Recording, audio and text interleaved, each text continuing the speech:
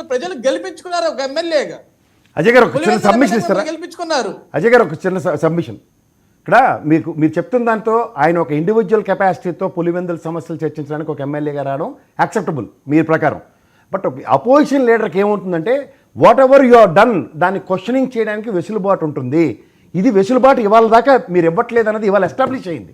That you need to understand. ఇప్పుడు మేము ఏమంటున్నాం ప్రసాద్ గారు, ఎస్టాబ్లిష్ అవుతుంది అంటే మేము ఇవ్వట్లేదు అంటే ప్రజలు ఇచ్చిన మ్యాండేట్ కి మేము కట్టుబడి ఉంటున్నాం. ప్రజల మ్యాండేట్ తో సంబంధం లేదు అజయ్ గారు. నేను ఇందాక మీకు చెప్తుంది అదే.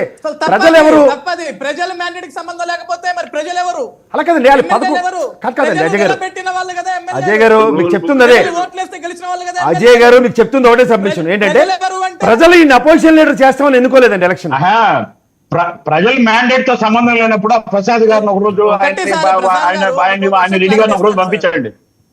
క్లారిటీ ఇస్తా, గుర్తుపెట్టుకోండి. ఇక్కడ ఇప్పుడు ప్రజల తరఫున